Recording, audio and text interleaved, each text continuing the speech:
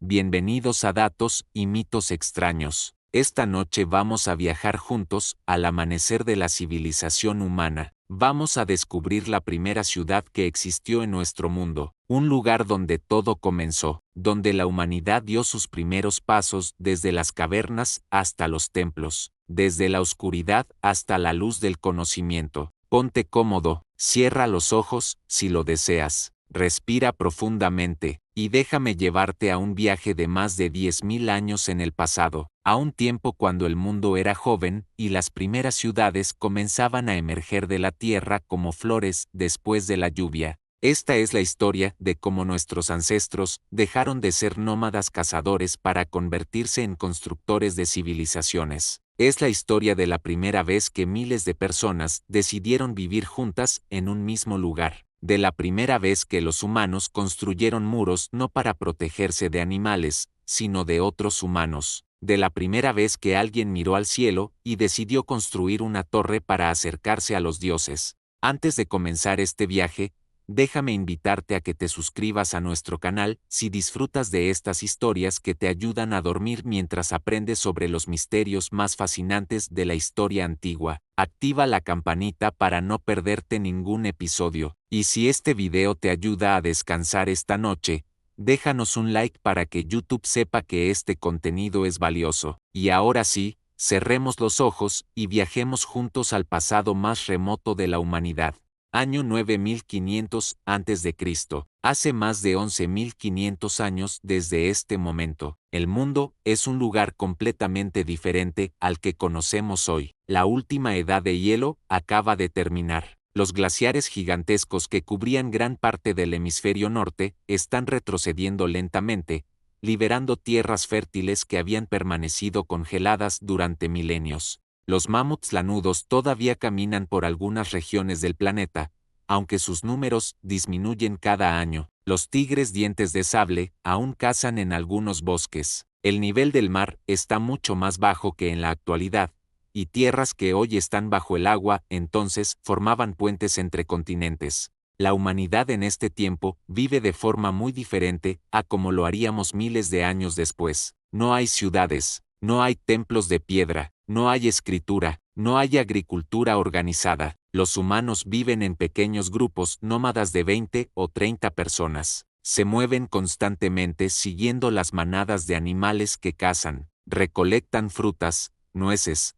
raíces, viven en cuevas o en refugios temporales hechos de pieles y ramas. Pero en una región particular del mundo, algo extraordinario está por suceder. Algo que cambiará el curso de la historia humana para siempre. En el lugar que hoy conocemos como el Medio Oriente, en lo que ahora es Turquía, en una llanura fértil rodeada de colinas suaves, están haciendo algo completamente nuevo, algo que nunca antes había existido en los cientos de miles de años de historia humana. Están haciendo la primera ciudad del mundo. Su nombre es Atal, y su historia es absolutamente fascinante. Pero antes de llegar a Atal, necesitamos hablar de otro lugar aún más antiguo, un lugar que desafía todo lo que creíamos saber sobre nuestros ancestros, un lugar llamado Göbekli Tepe. Göbekli Tepe está ubicado en el sureste de Turquía, no muy lejos de la frontera con Siria. Durante miles de años, fue solo una colina más entre muchas. Los pastores locales llevaban sus ovejas a pastar allí. Nadie imaginaba lo que estaba enterrado bajo sus pies. En 1963, un equipo de arqueólogos visitó brevemente el lugar. Notaron algunas piedras extrañas, pero asumieron que eran restos de un cementerio medieval abandonado. No le dieron mayor importancia. El sitio fue olvidado de nuevo. Pero en 1994, un arqueólogo alemán llamado Klaus Schmidt decidió investigar más a fondo. Lo que descubrió dejó atónita a toda la comunidad científica mundial. Bajo esa colina aparentemente ordinaria, había un complejo de templos megalíticos que databa de hace más de 11.000 años. 11.000 años. Eso es 7.000 años más antiguo que las pirámides de Egipto, 6.000 años más antiguo que Stonehenge. Y aquí está lo verdaderamente increíble, lo que hace que Göbekli Tepe sea tan importante para nuestra historia. Estos templos fueron construidos por cazadores-recolectores. por personas que supuestamente no tenían la organización social necesaria para crear algo así, por personas que, según todas nuestras teorías, no deberían haber sido capaces de trabajar juntas en proyectos tan masivos. Las estructuras de Göbekli Tepe consisten en círculos de pilares de piedra en forma de T, algunos de los cuales pesan más de 10 toneladas. Estos pilares están decorados con intrincados relieves de animales, leones, zorros, jabalíes, serpientes, aves, escorpiones. Las tallas son sorprendentemente detalladas y artísticas, muestran un nivel de habilidad que no deberíamos esperar de personas de esa época tan antigua. No hay evidencia de que alguien viviera permanentemente en Göbekli Tepe. No hay casas, no hay cocinas, no hay basureros domésticos. Era puramente un centro ceremonial, un lugar sagrado donde diferentes grupos de cazadores-recolectores se reunían periódicamente para rituales religiosos que solo podemos imaginar. Piensen en lo que esto significa, piensen en la organización requerida. Cientos,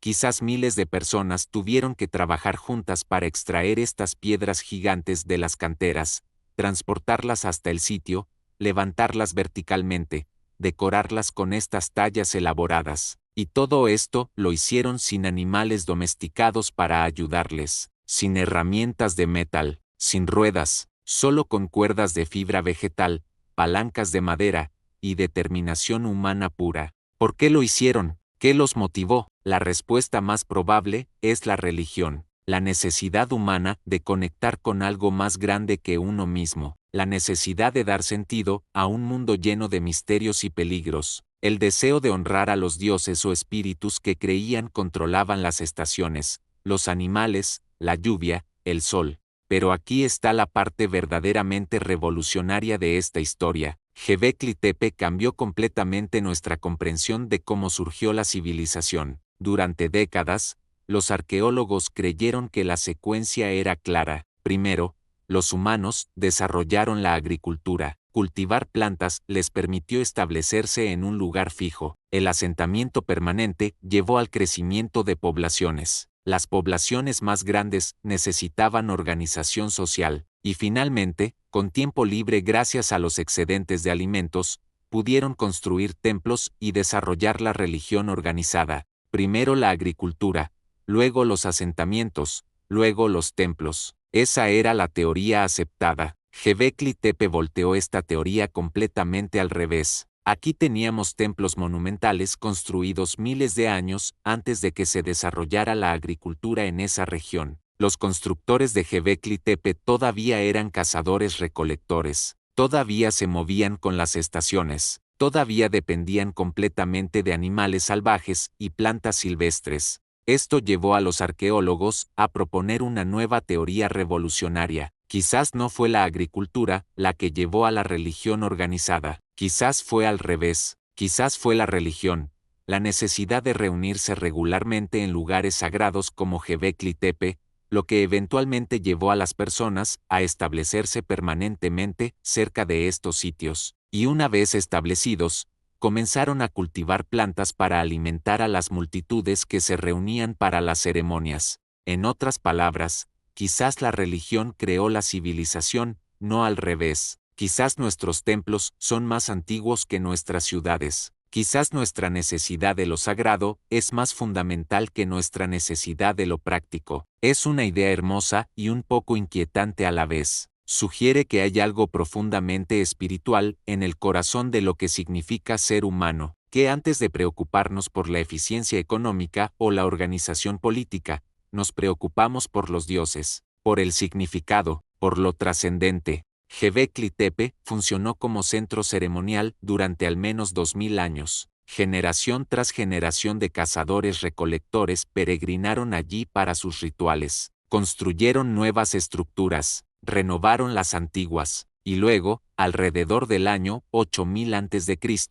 algo extraño sucedió. Deliberadamente enterraron todo el complejo, trajeron toneladas de tierra y piedras y cubrieron completamente los templos. Los sellaron como si quisieran preservarlos para el futuro o tal vez esconder algo que ya no querían que existiera. ¿Por qué lo hicieron? No lo sabemos. Quizás las creencias religiosas cambiaron. Quizás nuevos dioses reemplazaron a los antiguos. Quizás hubo algún desastre o profanación que hizo el lugar tabú. O quizás, simplemente, era hora de seguir adelante, de dejar el pasado enterrado y construir un futuro nuevo. Y es precisamente en este momento, cuando Göbekli Tepe está siendo enterrado, cuando nuestra historia verdadera comienza, porque aproximadamente al mismo tiempo, a unos 400 kilómetros al sur, algo nuevo está emergiendo. La primera verdadera ciudad del mundo está naciendo. Su nombre, como mencioné antes, es Atal, y es completamente diferente a todo lo que había existido antes. Atal se encuentra en lo que hoy es el centro-sur de Turquía, en la llanura de Konya. La región en ese tiempo era un paraíso. Había un río cercano que proporcionaba agua abundante. Las tierras eran increíblemente fértiles. Los bosques cercanos estaban llenos de ciervos, jabalíes y aves. Era el lugar perfecto para que los humanos decidieran quedarse. Y quedarse fue exactamente lo que hicieron. Alrededor del año 7500 a.C., los primeros asentados llegaron a este lugar. Construyeron casas de adobe, cultivaron trigo y cebada en los campos circundantes, criaron ovejas y cabras, y poco a poco, año tras año, década tras década, más y más personas llegaron. La aldea creció, se expandió, se convirtió en algo que el mundo nunca había visto antes. Se convirtió en una ciudad, la primera ciudad del mundo. En su apogeo, alrededor del año 6000 a.C., Atal tenía entre 5000 y 8000 habitantes. Puede que esto no suene impresionante para nosotros, acostumbrados a metrópolis de millones, pero piensen en el contexto histórico. Durante toda la existencia previa de la humanidad, durante cientos de miles de años, los humanos habían vivido en grupos pequeños de 20 o 30 personas, tal vez 50 en los grupos más grandes. De repente, aquí había miles de personas viviendo juntas en un espacio concentrado, miles de personas que necesitaban coordinarse, cooperar, resolver conflictos, compartir recursos. Era un experimento social completamente nuevo, y de muchas maneras, fue exitoso. Atal prosperó durante casi 2000 años. Eso es más tiempo del que han existido los Estados Unidos como nación. Es más tiempo de lo que el Imperio Romano duró en Occidente. Entonces, ¿cómo era la vida en esta primera ciudad del mundo? ¿Cómo era caminar por sus calles, si es que tenía calles? ¿Cómo era vivir allí? Aquí es donde la historia se vuelve verdaderamente fascinante, porque Atal era profundamente extraña según nuestros estándares modernos. Era una ciudad como ninguna otra que existiría después. Primero, no tenía calles. Lean eso de nuevo y dejen que se asiente. La primera ciudad del mundo no tenía calles. No había caminos entre las casas. No había plazas públicas. No había espacios abiertos donde la gente pudiera reunirse. En cambio, las casas estaban construidas una directamente junto a la otra, compartiendo paredes, formando un panal gigante de estructuras rectangulares de adobe. No había espacio entre ellas, nada. Si mirabas a Atal desde arriba, verías un mar continuo de techos planos de adobe, extendiéndose en todas direcciones. Entonces, ¿cómo entraban las personas a sus casas? ¿Cómo se movían por la ciudad?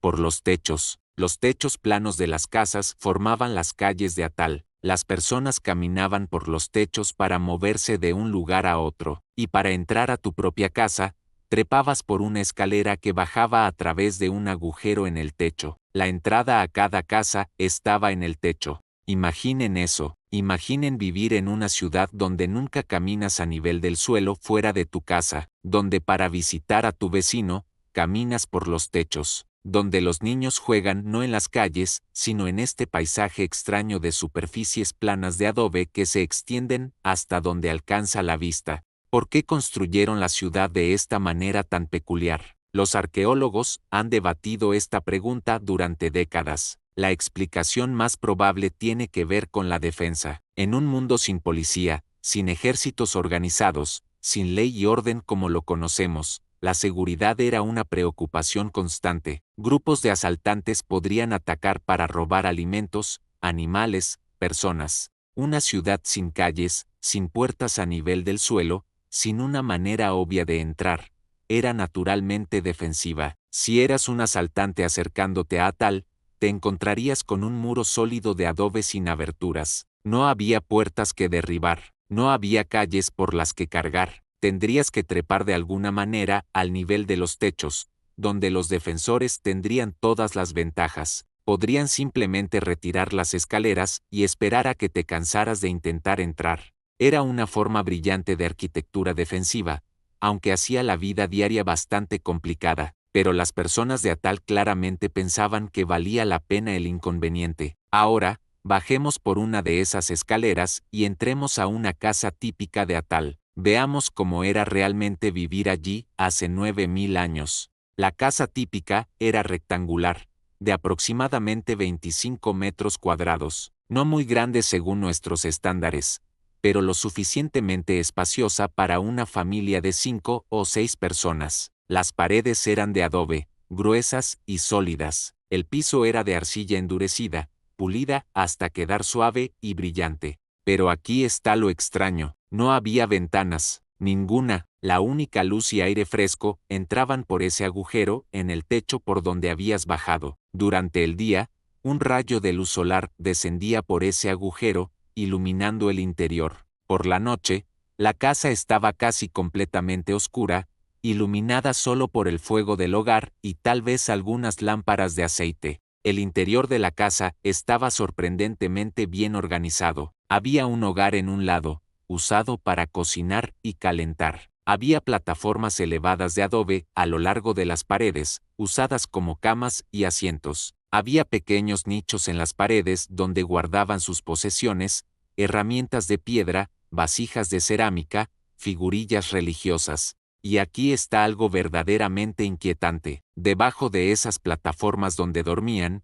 enterraban a sus muertos. Sí, leíste correctamente. Los habitantes de Atal enterraban a sus familiares fallecidos directamente debajo de donde dormían cada noche. Cuando alguien moría, la familia removía algunas de las tablas del piso bajo las plataformas, cavaba una tumba poco profunda, colocaba el cuerpo allí, generalmente en posición fetal, y luego sellaba nuevamente el piso. A veces, envolvían el cuerpo en esteras. A veces, lo cubrían con ocre rojo. A veces colocaban objetos con el difunto, herramientas, joyas, figurillas, y luego volvían a dormir directamente encima cada noche, generación tras generación. Algunas casas tenían docenas de entierros debajo de sus pisos. Toda una historia familiar, literalmente bajo sus pies. Para nosotros, esto puede parecer macabro. Nosotros mantenemos a nuestros muertos separados de nuestros espacios vitales. Los enterramos en cementerios, lejos de nuestras casas. Pero para las personas de Atal, tenía perfecto sentido. Los muertos no se habían ido realmente. Todavía eran parte de la familia. Todavía protegían la casa. Todavía merecían estar cerca. Era una forma de mantener a los ancestros literalmente fundamentados en el hogar familiar.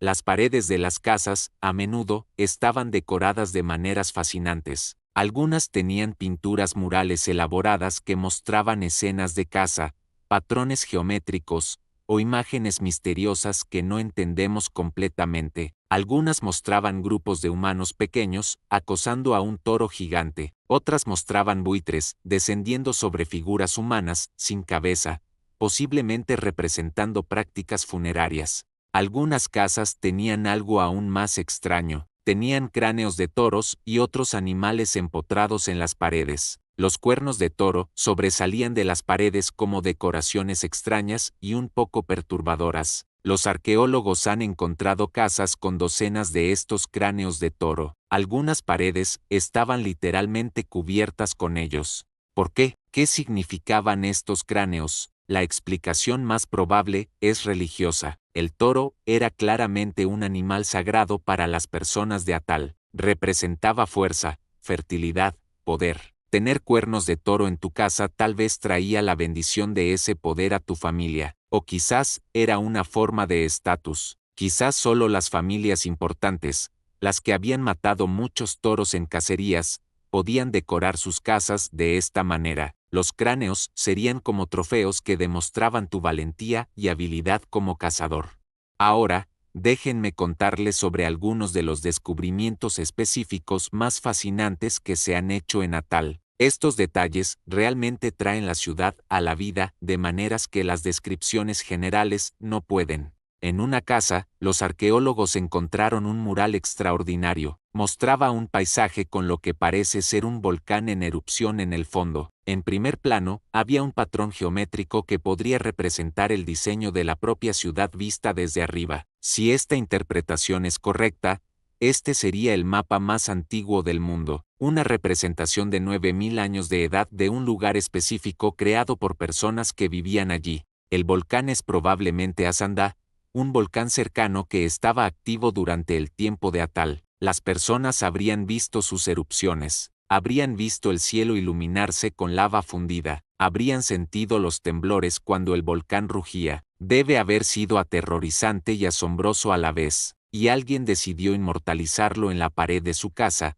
creando posiblemente la primera pintura de paisaje de la historia. En otra casa, encontraron algo que inicialmente desconcertó a todos. Era un bulto de arcilla que contenía dentro un nido de avispas, no un nido antiguo que accidentalmente quedó atrapado en la arcilla, sino un nido que había sido deliberadamente encerrado en arcilla mientras las avispas todavía vivían en él. Podías ver los agujeros donde las avispas habían entrado y salido antes de que finalmente murieran atrapadas. ¿Por qué alguien haría algo así? Después de mucha reflexión, los arqueólogos propusieron una teoría. Las avispas eran peligrosas pero también protectoras. Atacaban a los intrusos pero dejaban en paz a los residentes habituales. Al capturar un nido de avispas y colocarlo en tu casa, quizás estabas capturando su poder protector. Era una forma de magia, un talismán contra el mal. Es un pensamiento hermoso y extraño. Estas personas observaban el mundo natural tan cuidadosamente, veían cómo se comportaban las avispas, y trataban de aprovechar ese comportamiento para sus propios propósitos espirituales. Es ciencia primitiva y religión mezcladas en algo que no es completamente ninguna de las dos.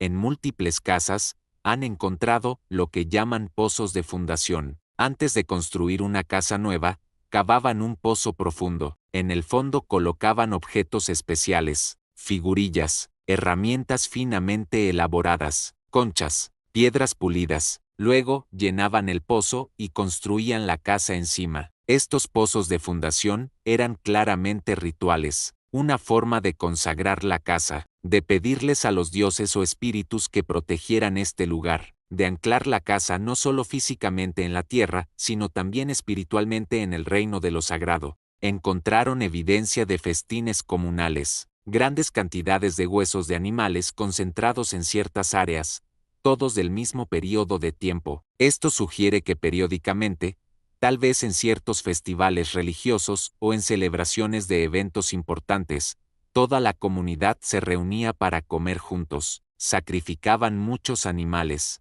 preparaban enormes cantidades de comida, y todos compartían. Estos festines habrían sido cruciales para mantener la cohesión social. En una comunidad grande, sin un líder central claro, necesitas formas de recordarle regularmente a todos que son parte del mismo grupo. Comer juntos es una de las formas más poderosas de crear ese sentimiento. Romper el pan juntos, literalmente, compartir la carne del sacrificio, embriagarse juntos con cerveza o alguna bebida fermentada. Y sí, probablemente tenían alcohol. Los humanos han estado haciendo bebidas alcohólicas desde el principio de la agricultura. De hecho, algunos arqueólogos han sugerido que el deseo de producir grandes cantidades de grano para hacer cerveza podría haber sido uno de los motivos para desarrollar la agricultura en primer lugar. Necesitas mucho grano para hacer suficiente cerveza para una fiesta. Si quieres fiestas regulares,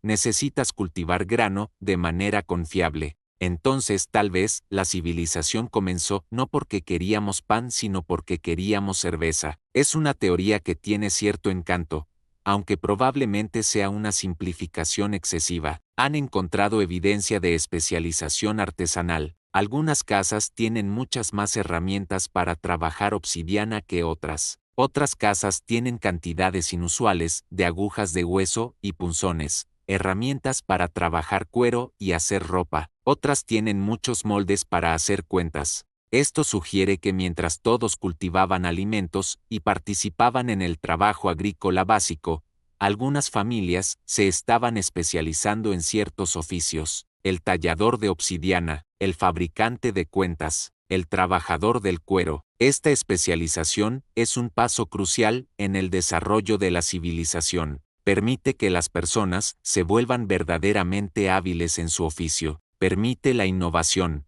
permite el comercio de bienes especializados. Una vez que tienes especialización, necesitas intercambio. El tallador de obsidiana no puede comer obsidiana, necesita intercambiar sus herramientas por comida. El agricultor que produce excedentes de grano puede intercambiarlo por una bella cuenta o una bolsa de cuero bien hecha. Y así surge la economía. Aunque en Natal esto probablemente aún no era una economía de mercado como la conocemos. Probablemente funcionaba más en base al intercambio de regalos y obligaciones mutuas. Yo te doy herramientas de obsidiana ahora, con el entendimiento de que más tarde tú me darás algo de tu cosecha. No hay un precio fijo, no hay dinero, solo relaciones de reciprocidad construidas con el tiempo. Este tipo de economía requiere confianza, requiere memoria de quién debe qué a quién, requiere normas sociales fuertes sobre el comportamiento apropiado. Si alguien recibe regalos pero nunca da nada a cambio, la comunidad lo notará, será excluido, perderá su posición. La presión social hace cumplir la equidad incluso sin leyes escritas o autoridades que las hagan cumplir.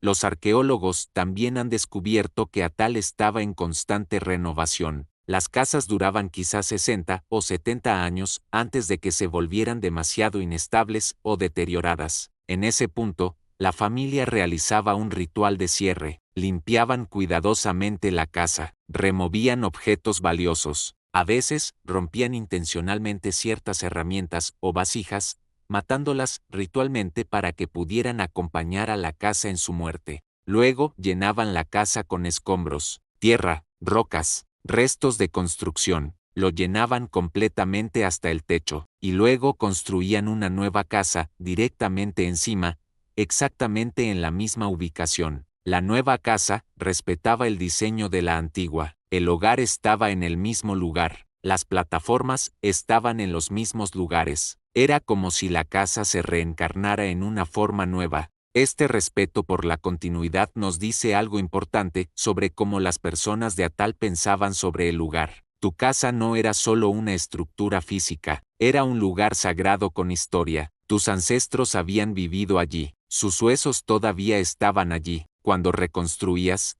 no estabas haciendo algo nuevo, estabas renovando algo eterno. Déjenme hablarles ahora sobre la vida de los niños en Atal. Es fácil olvidar a los niños cuando hablamos de arqueología. Pensamos en los grandes eventos, los rituales, los logros tecnológicos, pero la mitad de la población, en cualquier tiempo dado, habría sido niños. Los niños en Atal probablemente tenían una infancia que nos parecería muy extraña. Desde muy temprano, habrían estado expuestos a las realidades de la vida y la muerte, veían animales ser sacrificados regularmente, ayudaban a procesar los cadáveres, quitando pieles, cortando carne, sabían de dónde venía su comida de una manera visceral que la mayoría de los niños modernos no conocen. Dormían sobre las tumbas de sus ancestros. Los entierros no eran eventos raros y separados, sino parte constante de la vida familiar. Cuando un hermano o hermana moría,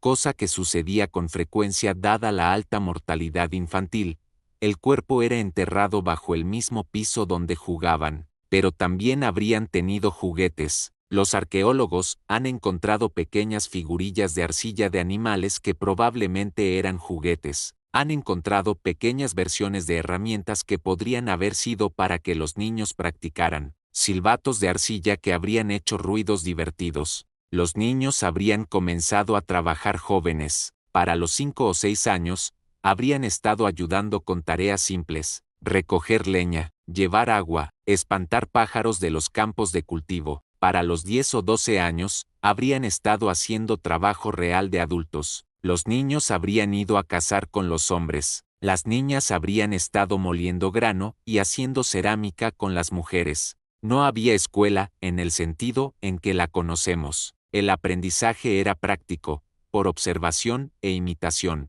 Mirabas a tus padres y familiares mayores, intentabas hacer lo que hacían, gradualmente te volvías más hábil. A los 15 o 16 años, eras considerado adulto, capaz de contribuir completamente a la comunidad.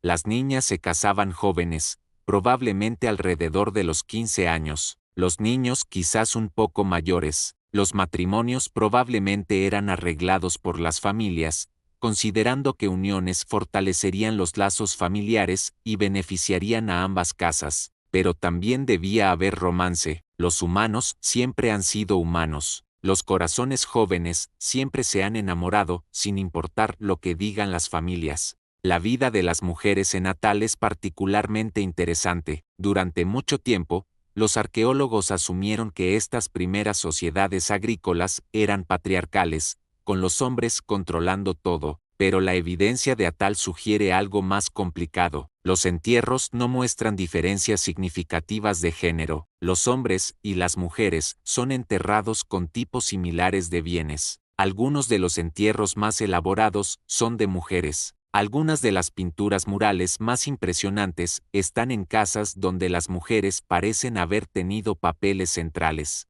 Las figurillas femeninas sugieren que las mujeres, o al menos lo femenino como principio, eran altamente valoradas. La capacidad de dar vida era claramente vista como poderosa y sagrada. El análisis de los esqueletos muestra que tanto hombres como mujeres realizaban trabajo físico duro. Ambos géneros muestran desgaste en los huesos de moler grano, sugerir que esta tarea no era exclusivamente femenina como a menudo asumimos. Ambos géneros muestran lesiones de caza y de trabajo de construcción. Esto sugiere una sociedad donde los roles de género existían pero tal vez eran menos rígidos de lo que serían en muchas sociedades posteriores. Las mujeres no estaban confinadas al hogar. Los hombres no estaban confinados a la casa. Había fluidez y superposición. Por supuesto, debemos ser cuidadosos de no proyectar nuestros valores modernos en el pasado. Estas personas tenían su propia comprensión del género que probablemente era muy diferente de la nuestra, pero la evidencia sugiere que Atal no era una sociedad donde un género dominaba completamente al otro. Ahora, mientras nos acercamos al final de nuestro viaje, quiero hablar sobre el legado de Atal, sobre lo que esta primera ciudad le enseñó a la humanidad, sobre cómo cambió el curso de la historia. Atal probó que era posible, probó que miles de personas podían vivir juntas en un espacio concentrado, que podían cooperar lo suficiente para hacer que funcionara, que la agricultura podía alimentar a poblaciones grandes, que la especialización y el comercio podían crear prosperidad. Estas no eran verdades evidentes. Durante cientos de miles de años, los humanos habían vivido de otra manera. La vida urbana era completamente antinatural en muchos sentidos. Contradecía todos nuestros instintos evolutivos sobre el tamaño de grupo apropiado. Requería que superáramos nuestras tendencias tribales y aprendiéramos a vivir con extraños. Atal mostró que podía hacerse, y una vez que una comunidad lo logró, otras pudieron mirar ese ejemplo y decir, nosotros también podemos hacer esto, podemos construir algo más grande, podemos crear civilización. En los 1000 años después del abandono de Atal, ciudades comenzaron a surgir en toda la región del Medio Oriente. En Mesopotamia, entre los ríos Tigris y Éufrates, surgieron ciudades que eventualmente se convertirían en las primeras civilizaciones verdaderas, con escritura, leyes codificadas, gobiernos organizados. Uruk, Ur, Eridu. Estas ciudades sumerias debían su existencia en parte al ejemplo distante de Atal. En Egipto, a lo largo del Nilo, las aldeas crecieron y se fusionaron, eventualmente formando los reinos que construirían las pirámides. En el Valle del Indo, surgieron ciudades planificadas con calles organizadas en cuadrículas y sistemas avanzados de drenaje. En China, en el Valle del Río Amarillo, comenzaron a aparecer los primeros asentamientos urbanos. Y aunque estas ciudades posteriores eran diferentes de Atal, aunque desarrollaron sus propias formas únicas de organización social y expresión cultural, todas se basaban en las mismas innovaciones fundamentales que Atal había demostrado por primera vez. agricultura, vida sedentaria, construcción permanente, religión organizada, especialización artesanal, comercio de larga distancia. Atal fue el prototipo, la primera versión, y como todos los prototipos, era imperfecto, tenía fallas de diseño obvias. Esa disposición sin calles debe haber sido increíblemente inconveniente. La falta de ventanas debe haber hecho las casas oscuras y mal ventiladas. El hacinamiento debe haber facilitado la propagación de enfermedades, pero también tenía éxitos brillantes. La defensa natural de su diseño, la forma en que mantenía viva la presencia de los ancestros, la igualdad relativa de su estructura social, las hermosas expresiones artísticas de su vida espiritual. Las ciudades posteriores aprendieron de los éxitos y evitaron los fracasos, construyeron calles, añadieron ventanas, crearon espacios públicos, pero también, desafortunadamente,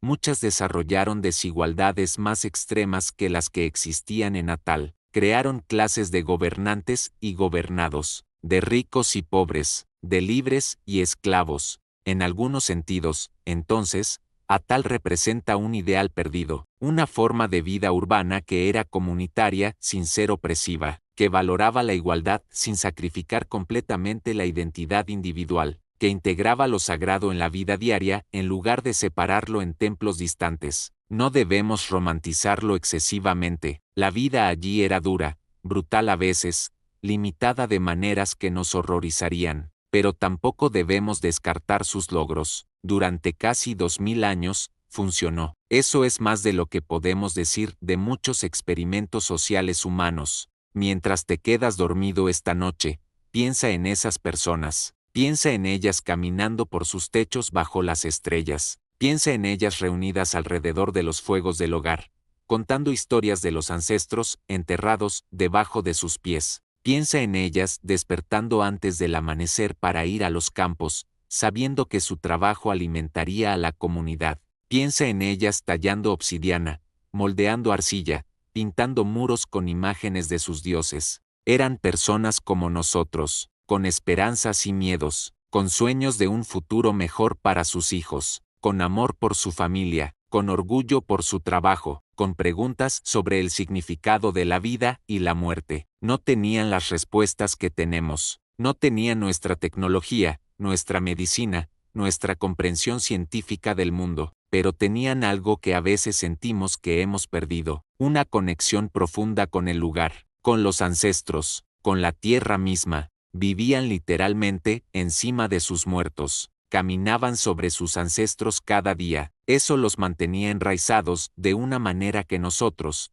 que nos movemos de ciudad en ciudad, de país en país, raramente experimentamos. Sabían de dónde venían porque literalmente estaban allí, bajo el piso. Conocían cada piedra de su ciudad porque la habían construido con sus propias manos o habían visto a sus padres construirla. Conocían cada campo porque lo habían plantado y cosechado año tras año. Conocían cada animal porque lo habían criado desde su nacimiento hasta su sacrificio. Hay algo hermoso en esa profundidad de conocimiento, esa intimidad con el lugar y el proceso, algo que nuestra moderna vida de conveniencia nos ha alejado. Pero también hay belleza en lo que hemos ganado, en el hecho de que un niño con una infección dental no tiene que morir, en el hecho de que las mujeres no tienen que temer cada embarazo como una posible sentencia de muerte, en el hecho de que tenemos tiempo para pensar, para crear, para explorar, porque no estamos constantemente trabajando solo para sobrevivir. La civilización es un compromiso, ganamos algunas cosas, perdemos otras. Las personas de Atal hicieron ese compromiso por primera vez, decidieron que valía la pena vivir juntos a pesar de todos los problemas que eso creaba, decidieron que valía la pena cultivar plantas a pesar del trabajo duro que requería, decidieron que valía la pena construir estructuras permanentes a pesar del esfuerzo involucrado, y debido a esas decisiones, aquí estamos, sus descendientes, literalmente y culturalmente, viviendo en ciudades que son los tataranietos distantes de Atal, durmiendo en casas que evolucionaron de esas primeras estructuras de adobe, comiendo granos que descienden de esos primeros trigos domesticados. Todo en nuestra civilización moderna rastrea su linaje de vuelta a esos primeros experimentos, a esas primeras personas valientes que dijeron, probemos algo nuevo, construyamos algo que dure, hagamos algo que nuestros hijos puedan heredar. Y lo hicieron, construyeron Atal, y aunque esa primera ciudad eventualmente fue abandonada, aunque ahora es solo un montículo de tierra en una llanura turca, su legado vive en cada ciudad, en cada edificio, en cada comunidad humana en la tierra. Somos todos hijos de Atal, todos descendientes de aquellos primeros constructores de ciudades que dieron el salto de la vida nómada a la vida sedentaria, que plantaron las primeras semillas de la civilización. Y ahora, mientras esta larga noche de historia llega a su fin, mientras la historia de la primera ciudad del mundo se cierra, te invito a que te permitas descansar, a que dejes que estos pensamientos sobre el pasado distante te arrullen al sueño. Imagina que estás allí, hace 9000 años, el sol se pone sobre Atal, el cielo se vuelve naranja y luego púrpura, las sombras se alargan sobre los techos planos donde las personas caminan de regreso a sus hogares después de un largo día de trabajo. El humo comienza a elevarse de los agujeros en los techos mientras las familias encienden sus fuegos nocturnos. El olor de la comida cocinándose flota en el aire, el sonido de voces, risas, ocasionalmente llanto de bebés, la música apagada de la vida comunitaria. Te encuentras en un techo, mirando hacia el horizonte. El volcán Asandá se alza en la distancia, su pico tocando las nubes. Las estrellas comienzan a aparecer una por una en el cielo oscurecido. La luna creciente cuelga sobre la ciudad como una sonrisa. Y sientes algo, una sensación de pertenecer, de ser parte de algo más grande que tú mismo, de estar conectado a todas estas personas, a esta tierra, a este momento en el tiempo. Sientes la presencia de tus ancestros debajo de tus pies. Sientes el peso de la tradición, de todas las generaciones que vinieron antes y todas las que vendrán después. Sientes la responsabilidad de hacer tu parte, de contribuir, de ayudar a esta comunidad extraordinaria a prosperar. Y luego bajas por la escalera a tu hogar. La luz cálida del fuego te recibe. Tu familia está allí. Hay comida, hay seguridad, hay amor. Te acuestas en tu plataforma, sientes la arcilla suave debajo de ti, sabes que tus ancestros descansan debajo, su presencia es reconfortante, no estás solo, nunca has estado solo, eres parte de una cadena ininterrumpida de vida que se extiende hacia atrás a los primeros humanos y hacia adelante al futuro distante, y con ese pensamiento, te duermes, como lo hacían ellos, como todos hemos hecho desde el principio del tiempo, cerrando los ojos, dejando ir el día, confiando en que el mañana vendrá, y vendrá, como siempre lo hace, con nuevos desafíos, nuevas alegrías, nuevas historias que contar. Pero por ahora, duerme, duerme profundamente, duerme bien, y sueña con la primera ciudad, con los primeros constructores, con el amanecer de nuestra civilización.